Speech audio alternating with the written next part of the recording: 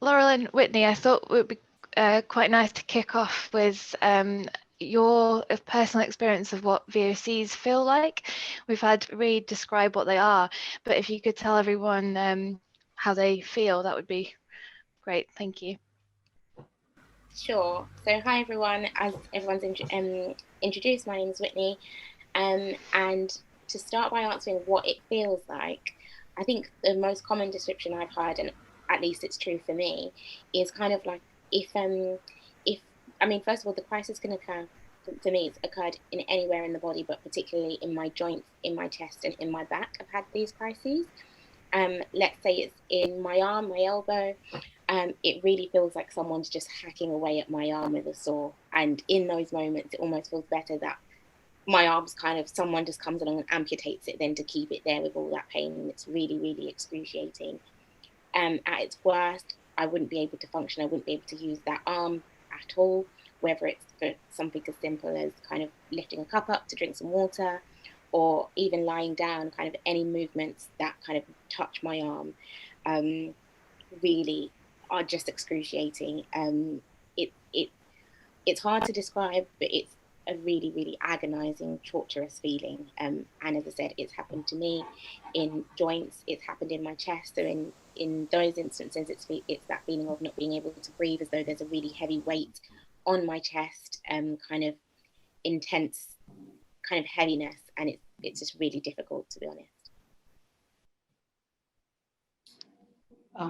Well, I feel like I've been made redundant, because Whitney has just described that absolutely perfectly. In fact, I've never heard anybody describe it so well, because I'm always the one that's trying to describe it, and it's such a difficult thing to describe.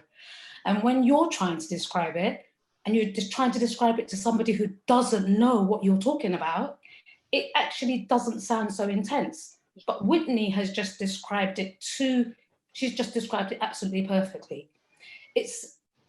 I wouldn't even describe it as a pain. It's like, I would say that it is as bad as going to hell and back.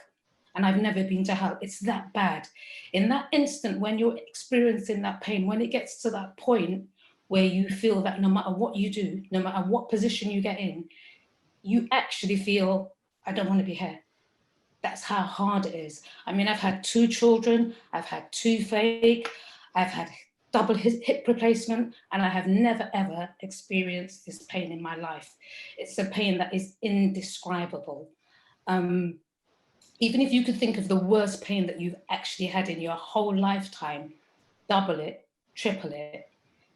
Any movement that you make, I mean, it's just horrendous. The best way to describe it is just the horrendous pain that, you know, if I feel like this week I experienced a little bit of that pain, and when I feel it coming, it kind of puts that fear in you, because you're praying that, oh my God, please don't let it get worse. And I try to not take any painkillers, but eventually I have to, because I know that the fear alone that I'm experiencing can bring that pain on even more. So Whitney, that was a brilliant explanation.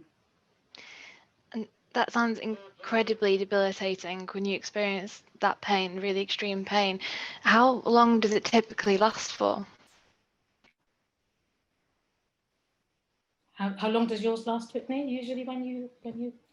Mine, at least a few days. And that's kind of when it's at its most severe, I would always go into hospital for that type of crisis. There are kind of some milder crises that I've been able to get under control at home, self-medicating. At its worst, it would be going into hospital, and I'd at least be there for a few days.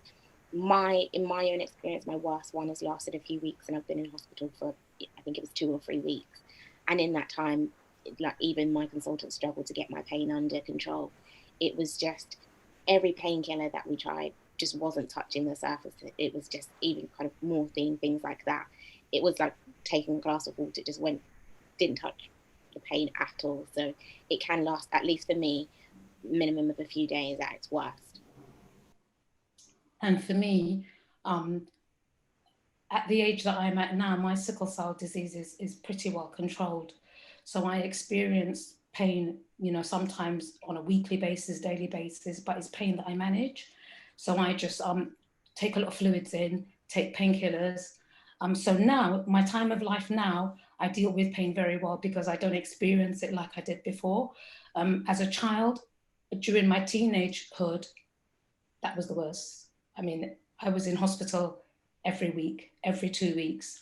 No matter what I did, I ended up in hospital, and I couldn't actually deal with my pain at home. So I was continuously hospitalized from childhood to teenagehood. It's only in my adulthood that I can really say that I've lived to manage my pain now, because I can actually deal with it. Thank you for sharing that with us. To just go back now to when you were first diagnosed with sickle cell disease. I know you've both said that obviously you were very young when you were diagnosed, so you might not remember that yourself. But what we wanted to ask is how your friends and family reacted to that diagnosis.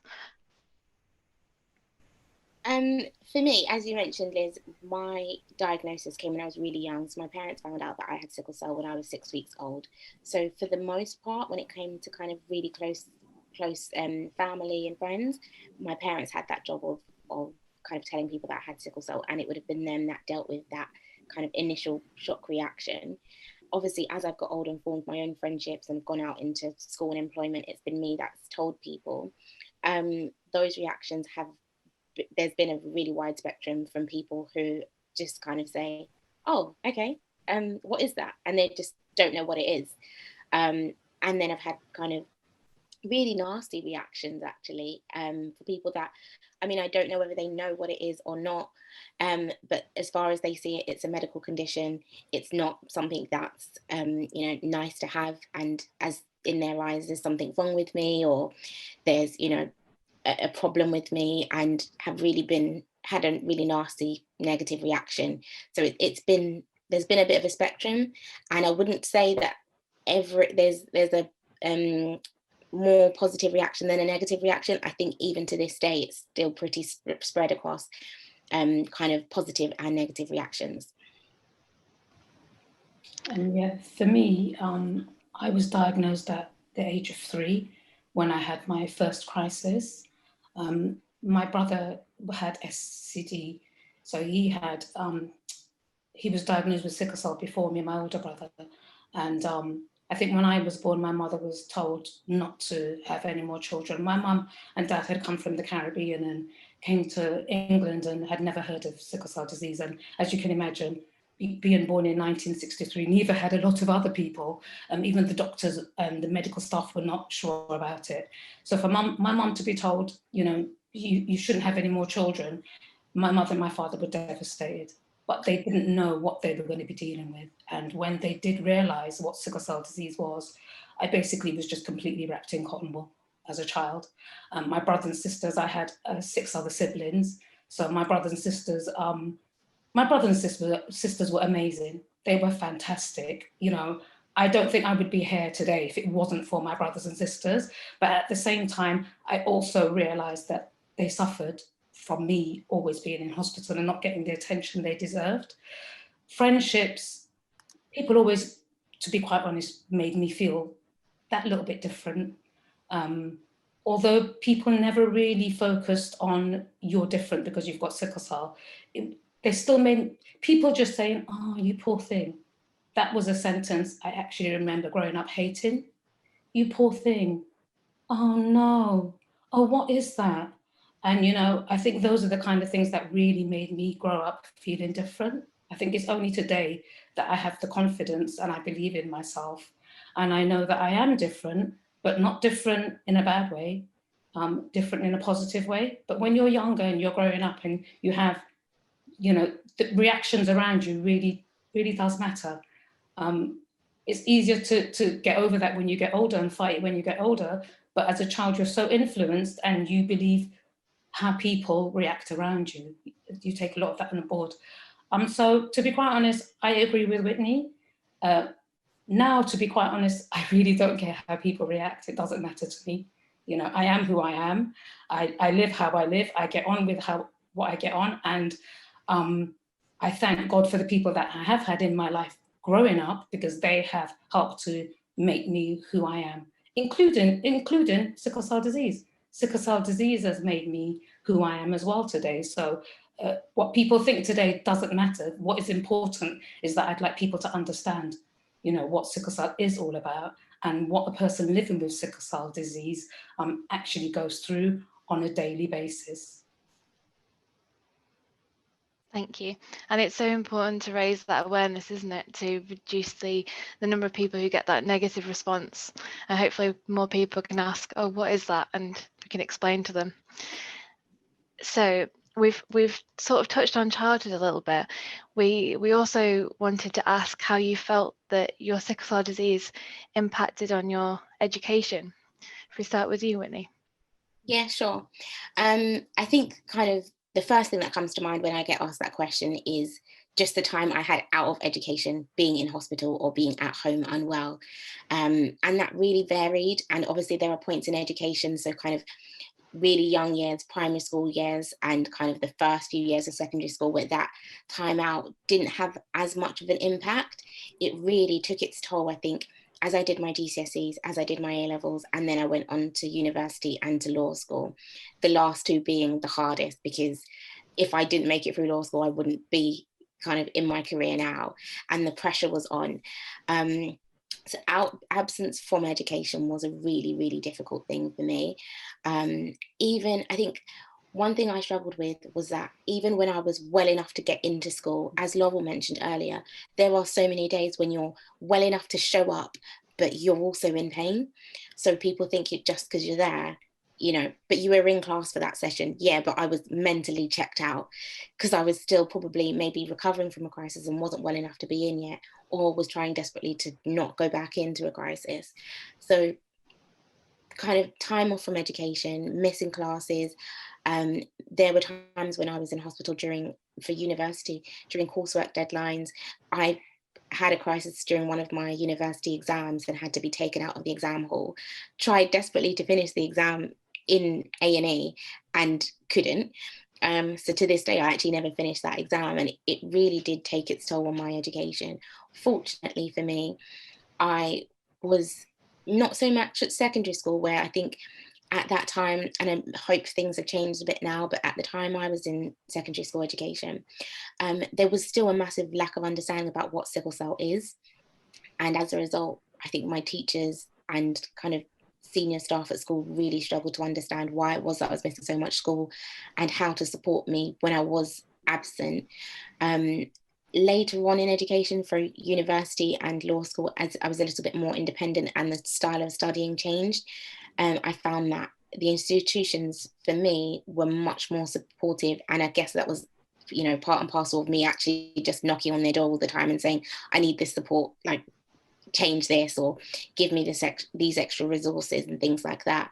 But yeah, fortunately for me, it meant that as I got more vocal, as I got more confident in saying, you know what, I need extra support, I was able to make it through, you know, as far in my academic career as I did. But it was a big challenge. And as I said, for me, it really came down to kind of time off school, absences, struggling to kind of get back into school when I was in school, and just not being mentally checked in when I was there some of the time. Yeah, I think that's Whitney touched on such a brilliant point. The fact that when she went to university and she could actually speak and communicate with what she needed, that's a really important thing. My education was, I have to be honest, I was like a grasshopper. I was in school, I was out of school. I was in school, I was out of school. That was my life. I mean, if you can imagine a week at home with family, or 2 weeks at home with family, and then 2 weeks in hospital. So I was schooled at hospital a lot of the time. My primary years, I just remember that certain teachers took me on board, like, you know, I was like their little project. They wanted to look after me because they knew that there was something wrong with me. High school, nah, I missed my GCSE. I was marked. My GCSEs were not the grades that I deserved, or the grades I should have received. I was taken out of exams because I was experiencing a crisis during my exams. And to be quite honest, my education was really ruined by sickle cell disease. But as I got older, I think I went back and sat my A-level art and my English at 31 years old. And I was determined that, this is not going to take control of my life education-wise, because obviously you have to remember, if it affected my education, it also affected my employment, because I didn't have the confidence to go and look for a job, because I didn't think I was good enough. I didn't think I was smart enough. So I went and did every single kind of course that I could think of doing to better myself. And then eventually, which is what I wanted to do all along, was I decided at 50, I think I was 52, to go and do my degree. I always had a love for art, and I decided that's the area I wanted to go into.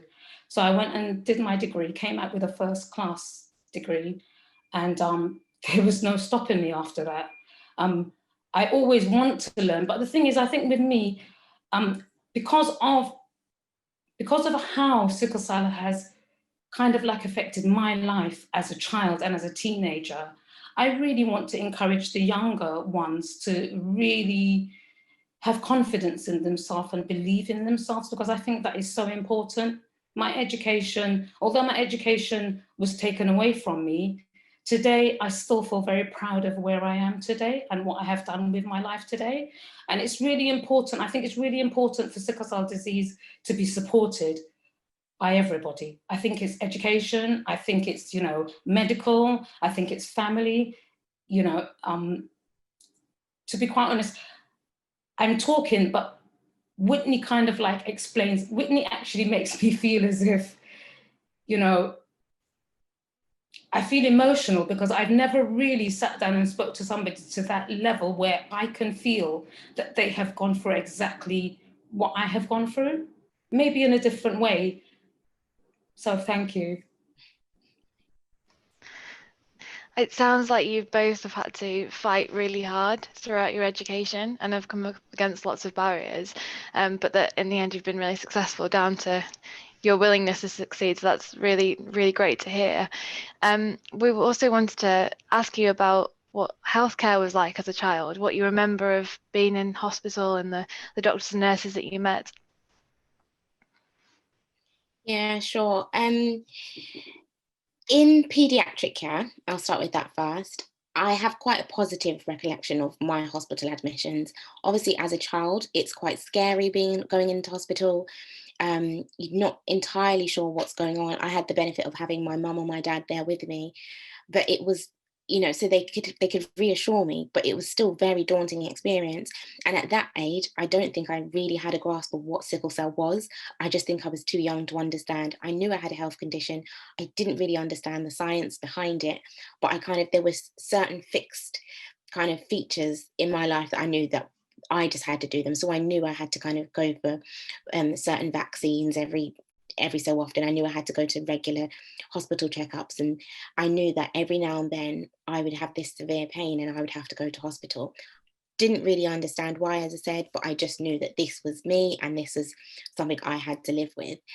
I remember there was one particular hospital admission where the doctors were really struggling to get my pain under control, and then explored the option of a blood transfusion.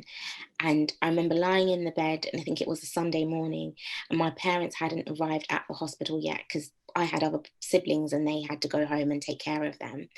And they'd come in every morning, but the doctors and nurses do their rounds quite early. And the doctors came in and said, actually, we think you're going to need a blood transfusion. Have you ever had one before? Kind of getting the nurses set up to go ahead and give me this blood transfusion. And I remember sitting there thinking, my mum or dad aren't here. I don't really understand what a blood transfusion is. Why do I need this? Is it going to hurt? All of these questions. And no discredit to the doctors, but that isn't their role. Their role isn't that kind of well-being officer, and they weren't able to sit down and explain to me, no, it's not going to hurt. This is what is going to happen, and this is what it's going to look like and feel like. And I just remember bursting into tears, because I just felt like, what is happening? I don't know what's going on. All I know is that I have this condition and people are telling me I need to do all of these things. But it was a really, really frightening experience. On that occasion, fortunately, I think they saw how distressed I was. Didn't give me anything until my mum and dad arrived. But it was really, really daunting experience. And I remember many nights kind of sat in hospital alone. And as I said, I mean, I think there were on occasions the chance for my parents to stay over with me, but I had 3 other siblings and they needed to be looked after. So my parents weren't able to kind of drop everything and stay overnight with me in hospital. And it was very, very lonely. I remember my older sister, she would do everything. At the time, kind of, she had like an old Walkman, and she'd say, you know, Whitney, take my Walkman. And again, there were the old school magazines with the kind of things stuck to the front, like mirrors and kind of girls toys. And they I guess they'd overcompensate by buying me all these things to try to keep me company and keep me distracted in hospital. But I don't think nothing can ever prepare you for that, you know, lights out moment in hospital where it's like the nurses are like, lights out, everyone goes to bed, and that feeling of I just want the pain to stop and I want to go home. So I do have some quite, you know, unpleasant memories. It changed as I got into adult care and had a better understanding of what sickle cell was, but able to have kind of sensible conversations with doctors as I got older. So it was, you know, less traumatic than being a child. But I don't think anything really, adult or child, can, you know, make that experience much better, because ultimately you're in the most amount of pain, as Laurel and I have already described. You're in quite, at least for me, I felt very, very vulnerable, because in that moment you can't really do anything for yourself. All of your senses are skewed because, you know, your ability to think rationally and logically, for me, all turn to emotional senses because I'm just in so much pain. And you're in hospital, you don't know how long you're going to be there. You're really at the will of the consultants who kind of you're trusting to make you feel better, but you're also kind of going through this mental turmoil of, I'm back here, I've tried everything to kind of prevent a crisis from happening, and it's kind of like, is it my fault, is it something I've done? And it's a really difficult, you know, process, at least for me, going into hospital. And those experiences, you know, some have been better than others, but overall it's an unpleasant experience, and I wouldn't wish it on anyone, kind of going constantly in and out of hospital and being back in that horrible place. And as Laura mentioned earlier, again, it means that when I'm not in hospital, I often have that kind of niggling fear in the back of my mind of, yes, I'm not in there today, but is it only a matter of time until I'm back there? And, you know, I need to make sure I'm doing everything to stay out of hospital. Yeah, I definitely agree with the fact that you're going to do everything to stay out of hospital. But unfortunately, as a child, it didn't really matter what I did. The one thing that I realized as a child was that I really didn't have any control over my sickle cell disease. I did things, and remember, as a child, I had a mother and father who couldn't wrap me up in enough cotton wool. I mean, bless them, they did everything in their power to keep me safe. Obviously blaming themselves because they believed that they gave me this illness, it was their fault. So they did everything that they could, but you know, there was nothing that could be done really. And when I went into hospital, I have to say on a positive note that my memories of going into hospital as a child, not the pain part, because the pain part, there's no way that was amazing memories, but the way people treated me, the way the medical staff treated me, the way the nurses treated me, it was almost like I had a little family within the hospital ward. So there was different children that used to come in on a regular basis for different reasons, and I made friends with them. So although I did feel alone to a big degree, my experience of when I was younger was a lot more positive than when I sort of like recognized what was happening around me, because I basically went into hospital and my crisis was so severe that, to be quite honest, I was completely out of it. I was totally out of it for most of the time that I was in hospital. I was on high doses of, you know, pethidine, and a lot of the times I could hear doctors in the background saying that she's only got a 50-50 chance. And I was really just ready to just give up, to be quite honest, because as a child, you're experiencing this pain And you don't feel that there's a future for you. So therefore, why are you going to fight? Why do I want to fight? I'm experiencing this pain so bad. Why do I want to fight? What, fight to live more through more pain? And I really was ready to give up. I think I was only holding on because of the fact that I had other siblings. And my brother, he had sickle beta thalassemia, but he also had chronic asthma. And I think every time I was hospitalized as a child, about 2-3 days later, they'd be pushing this bed in with my brother on the bed. So my brother would always be coming and joining me in hospital with an asthma attack. So I always felt like it was a horrible way to think now, but I always used to think, oh my gosh, there's Jeff, he's come to join me. It didn't take away the pain, but to be quite honest, I don't think anything could have taken away the pain, because even the painkillers, even the pain relief that they gave you, although you weren't aware completely, it didn't take away the pain. The pain was still there.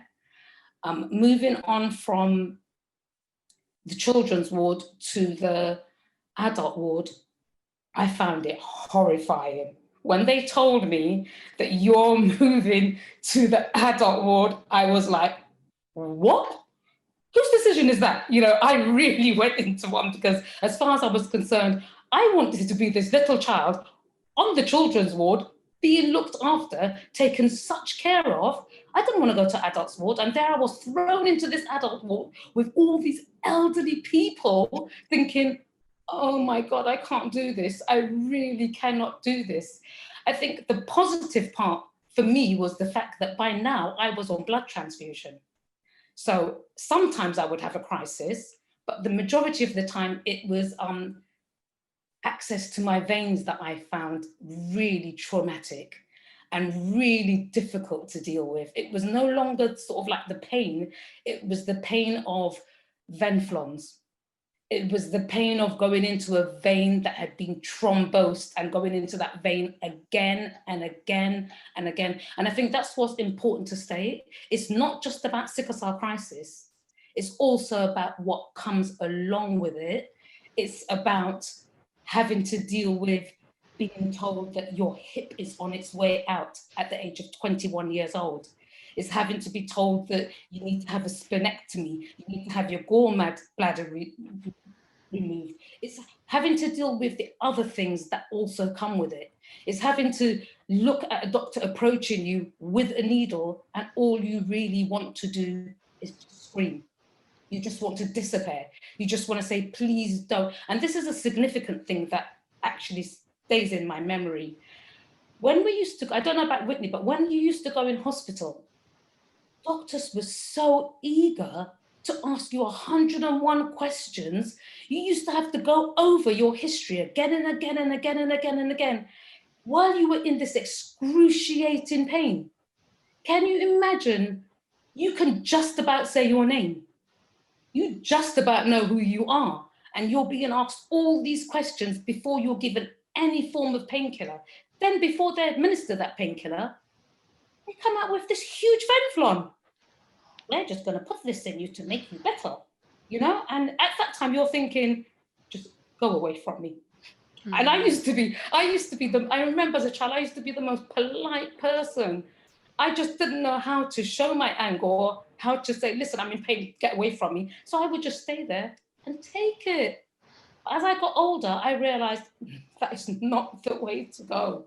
You know, that's not, if you have to say what you think, because going from childhood to adulthood, I think is a big thing anyway in general. Going from childhood to adulthood with an illness like sickle cell disease, it's horrendous in both ways. I think when you're younger, your experiences are bad. When you're older, your experiences are bad, even if it's in a different way, even if it's not directly with the sickle cell crisis, you're experiencing trauma in other ways as well.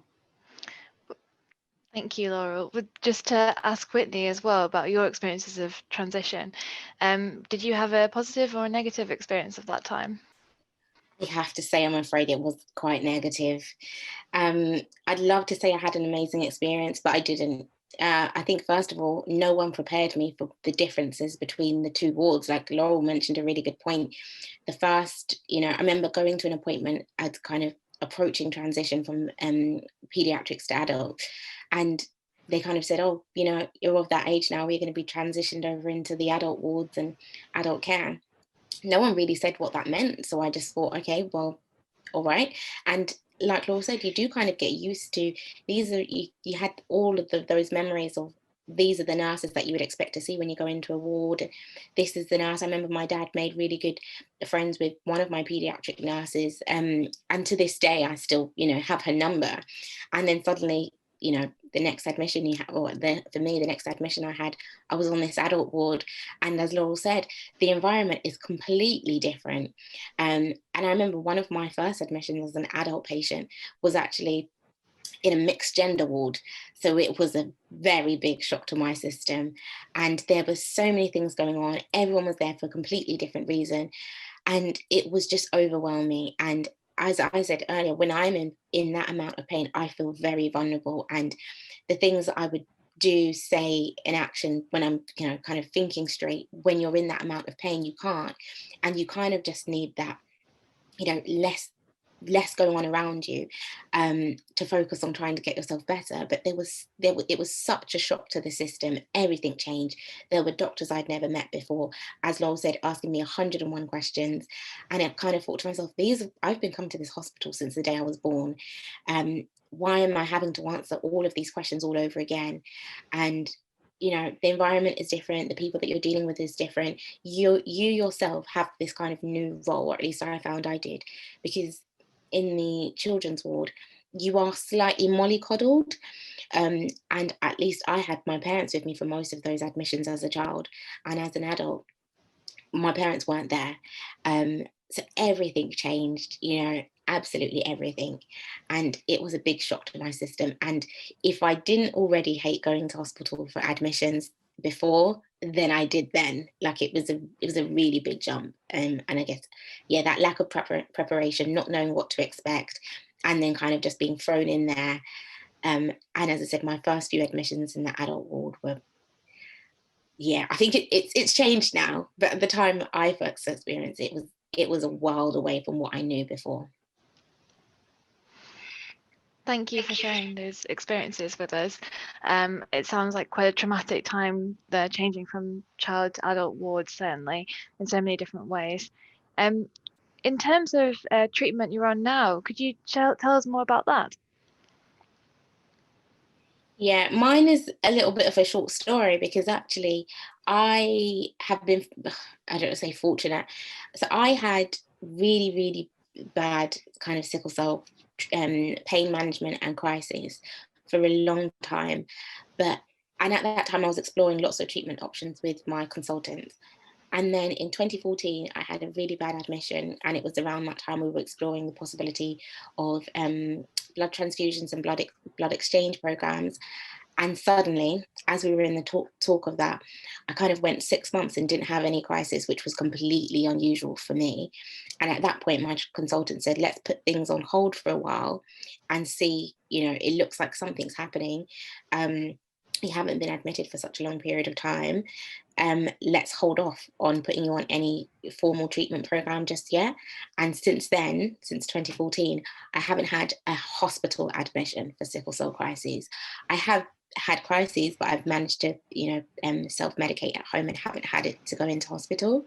So for that reason, I'm, as I said, fortunate, if that's what you can say, that I am not currently on any formal treatment program. That's amazing, Whitney. That's really good. No, that's absolutely brilliant to hear. Yeah, I mean, I don't know what I did, but you're obviously on topic, right? Yeah. I started having transfusions when I think my first transfusion was when I was about, I can remember, 12, 13 years old. And then I think I must have, I remember definitely being on transfusions at the age of 16. I think it was before, but it had come to a stage where the doctors couldn't take the risk of me getting into a lot of my crises were in my chest, and they were just so scared that they were going to lose me. And my crises, like I said, were not simple crises, so they decided to put me on blood transfusion. To be quite honest, I was on blood transfusion for about 35, 40 years. But I actually felt, I'm going to be honest, I actually felt like I didn't have a choice. I felt like, you know, give me anything at this time in my life just to make me live a normal life. And with blood transfusions came iron overload. So I also had to, you know, so I was wild. I'm going to be honest, like Whitney, the blood transfusions didn't take away my crisis completely, but it gave me a quality of life that was amazing. It gave me a quality life where I could say, you know, in that space of time of being on transfusions, I went ahead and had 2 children. I got married. I went and did my degree. So it gave me a quality of life that I would have never been able to have. But with the blood transfusions, I'm telling you something, with the treatment, there has to be something. You know, it's not all free, it's not all easy, it's not going to be. So I had to take the Graysby pump. I don't know, Desferal. It was Desferal that I took to remove the iron. So I used to have to insert a butterfly needle in my stomach every night for 24 hours to remove the iron. So although I didn't have the sickle cell crisis to deal with, I had painful lumps in my stomach. I had, as a teenager, to walk around with this machine that was on my side underneath my clothes that I was very conscious of. It used to make this noise, and I was adamant that everybody could hear this noise every time because I could hear it. They couldn't. I remember one experience where I actually was dating somebody and I had the machine on under my clothes. And I remember him saying to me, "Oh, your stomach's making a lot of noise. Are you hungry?"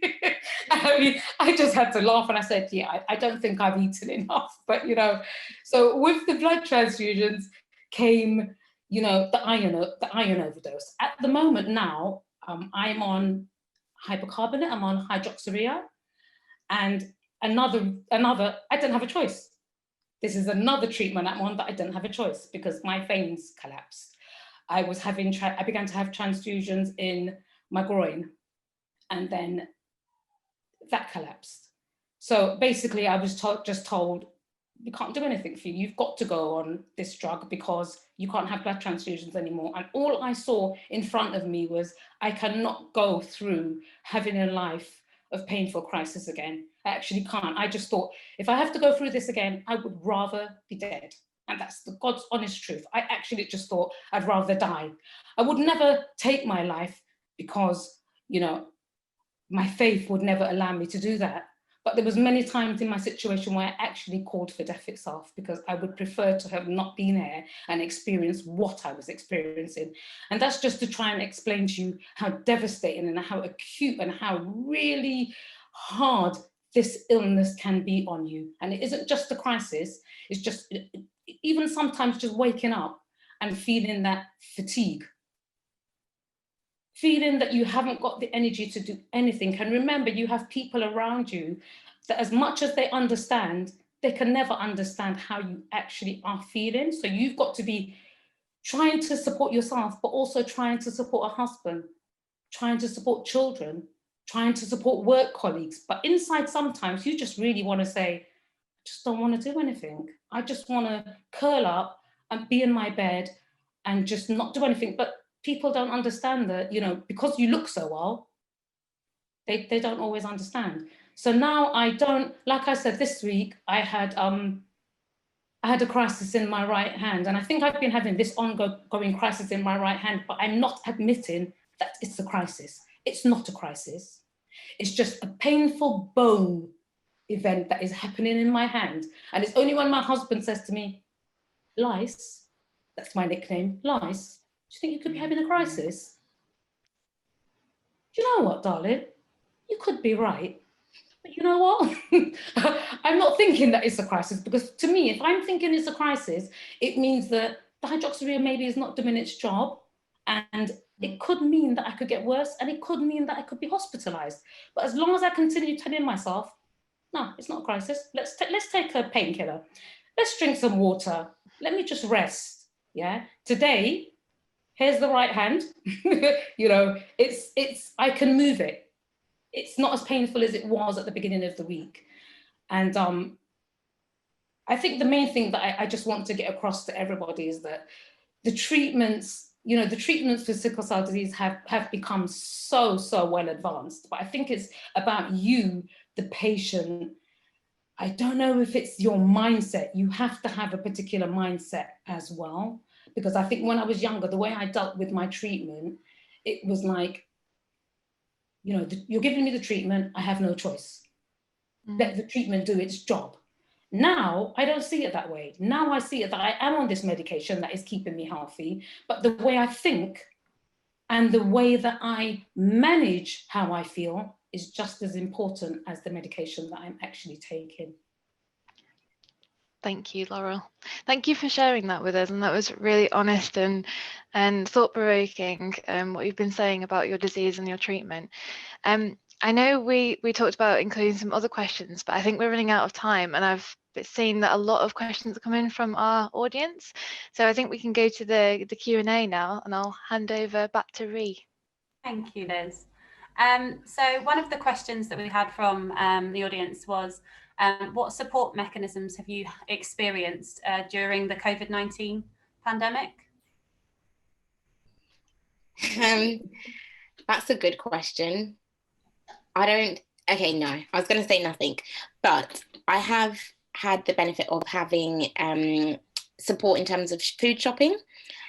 So I did get the food shopping deliveries right at the start. I had a call saying, you know, have you got access to food deliveries? And at the time I was trying desperately to kind of do online shopping, but as some of you probably know, it was pretty impossible to get a delivery slot. So I did have the food deliveries. And then as a few months went past, I got a few superstores reached out to me and said that I was on the vulnerable list. So gave me kind of priority slots. So I did have that support. I think that's probably the extent of it. I was supposed to have routine hospital checkups. Those were all cancelled.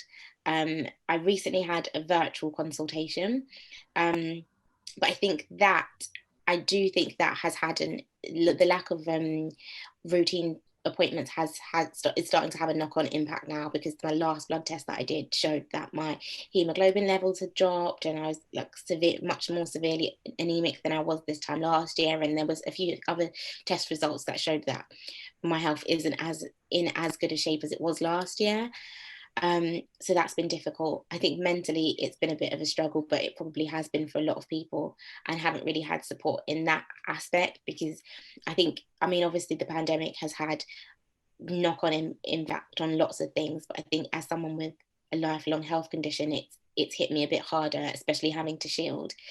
So that's probably the most support I've got. It was mainly the food deliveries. So the support that I got, so when the pandemic started, I had just been recovering from a hip replacement operation that went wrong.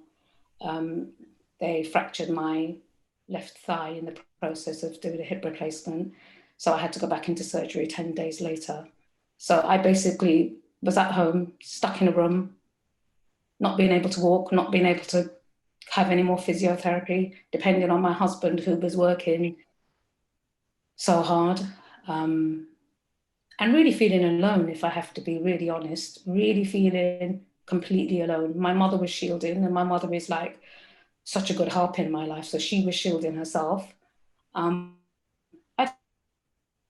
the first time in a long time, I had so much time to reflect. I had so much time to think about my life. I had so much time to think about my family. I had so much time to think about who I actually was and what I wanted to do with the rest of my life. And I just watched people around me get on with it, really. My family sorted out the shopping. I'll be honest with you, my hematologist completely forgot about me. I didn't hear anything at all from my hematologist, apart from maybe a letter I received 6 months down the line telling me that I was shielding and if I needed any help. I just basically got on with things myself and with the help of my family. My GP was more a help than anything. My GPs kept ringing and checking in with me to make sure that I was okay.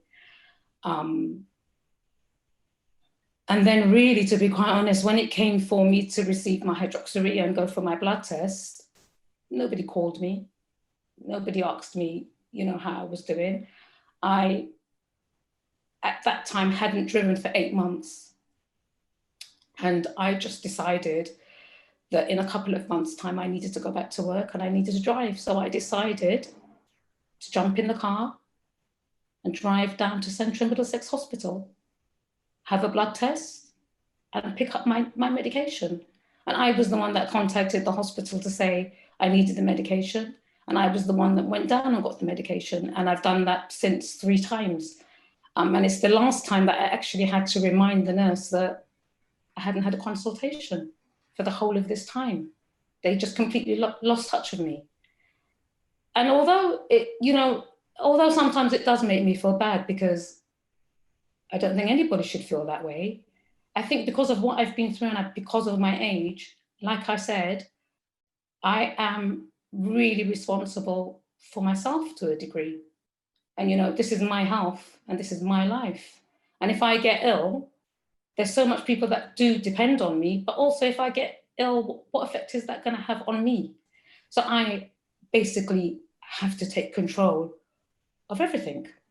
You know, I have the assistance and I'm grateful for the help.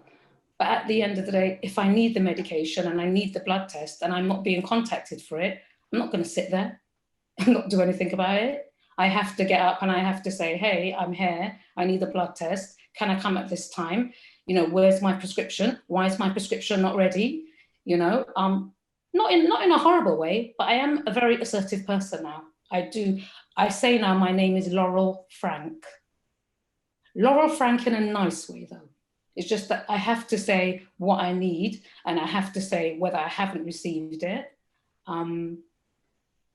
But I have to say throughout the pandemic, no, I don't feel that. I don't know if other sicklers feel that way, but I don't feel that. I feel that we were told to shield and I feel that we were forgotten, to be quite honest, in a big way. Okay, thank you very much. Then the next question that we have is, have you ever been offered an opportunity to participate in a clinical trial? I haven't, no, sorry. When you say a clinical trial, are you talking about actually taking medication or are you talking about like a study? John, what did you mean? Yeah, either really. I mean, there is the medication itself, but there's also maybe, you know, practice things like electronic diaries and sort of how you manage your disease as well. So Yeah. any aspect of any study. I'm about to do one now. I'm about to actually take part in my first one that I've ever done. So I'm just going through, reading through the patient consent form and, you know, so I'm just about to, and I have and about whether I should do it because it's like, you know, a set time every day. It's like keeping a diary. And I thought, you know what? That's what I am all about. I want to be able to help. I want to be able to make things better for other people.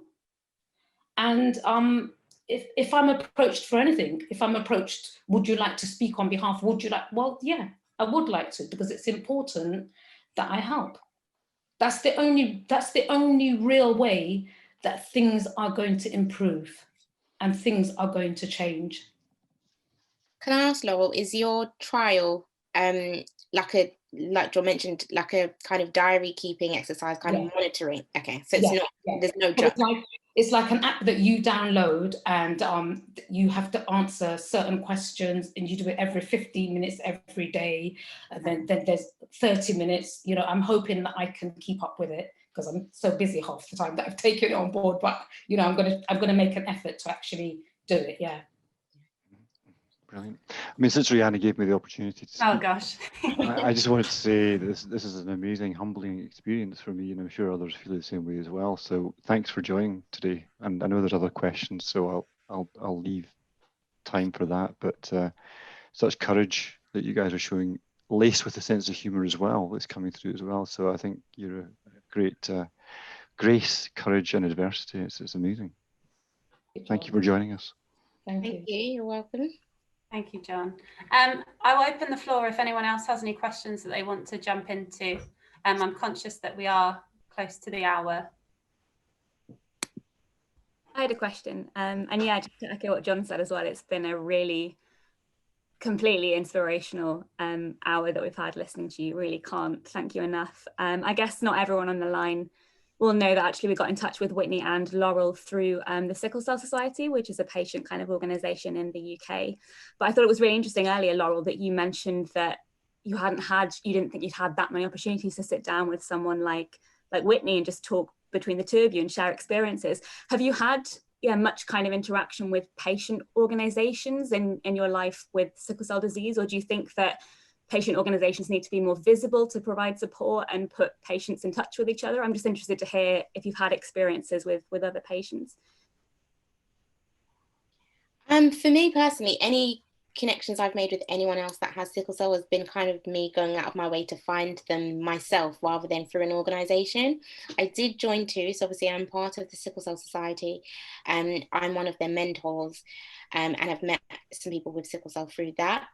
I also, when I was about 18, joined a local support group for people with sickle cell, but unfortunately, well, not unfortunately, but at the time I think I was looking for people around my age and kind of going through a similar experience, and it wasn't that at all. Most of the people that were at that particular local support group were parents and carers for people for like young children, babies that had sickle cell. So I was pretty much the only one my age that turned up to any of those meetings, and actually it didn't really give me the opportunity to sit down with people and to discuss these experiences like Laurel and I have mentioned. It was actually more about kind of what we can do to, raise awareness and things like that. And whilst all of those things are obviously extremely important, it wasn't really just sitting down and having a catch up with someone like you would with a friend and say, how are you? And kind of, as Laurel and I have done a little bit, just kind of make light of the situation and just say, you'll never believe what happened to me the other day when I went into hospital, and actually just be a little bit more human, because as much as we are all living with this illness, we are also people with interests and, kind of experiences, and just want to speak to someone else that's going through it, and sometimes have a shoulder to cry on, sometimes just someone to, have a laugh with about it all, because you can't take it so seriously, because it really would get you down otherwise. And for me, I've actually grown up with the Sickle Cell Society. So I was part of the Sickle Society from when I was really young, because I remember Elizabeth Amianwu, who was the first first Black sickle cell nurse. She met me in hospital with my mum when I was a really young child, and she introduced me to the first support group. So I've grown up with the society. I've done work for the society. I still work with the society now. But I think, one of the most important things is that through the society, that was when I first met people that I realized were the same as me. Because you have to remember, I was growing up in this cocooned world where I thought I was the only one that had sickle cell disease. So for me to meet other people that actually had the same illness as me, it was like, wow. And today I have two fantastic friends. I have more than two friends with sickle cell, but I have two amazing friends, a female and a male. And I'm telling you, we have a friendship that is absolutely fantastic. We can talk about everything, and we do talk about everything and anything. We talk about relationships, we talk about tiredness, we talk about crisis, we talk about how we're feeling, we complain if we want to complain. That is what is really important. What is really important is that you do keep in contact and have a relationship with other people who have got sickle cell disease, because it's quite easy for you to feel isolated and for you to feel different. And no matter what anybody says, no matter how people try to understand what you're going through, they will never understand what you're going through unless they experience it. If you have never experienced loss and you have never experienced death, you will never know what that actual pain and that hurt feels like. But the minute you experience death or loss, and somebody around you experiences death or not, you know exactly what they are going through. So it's very, very important, to be within a group. I was in a support group, and I agree with Whitney. I personally found that the carers were more active in the group than people with sickle cell disease. And I kind of felt a little bit like the carers sometimes was putting too much pressure on us to come out in the winter, and you know that they weren't 100. You know, I love these people, so I'm not saying anything bad towards them. I love them, but it's just that it was just sometimes a little bit too much.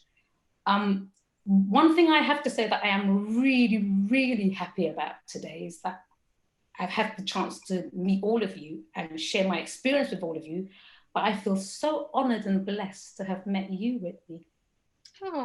Because you are an incredible person, and I've listened to your story along with me explaining mine, and I just feel, every day I feel incredible when I talk to younger people, and I talk to people and find out how they are doing so amazingly well with sickle cell disease. I didn't think I would be here today to actually experience that.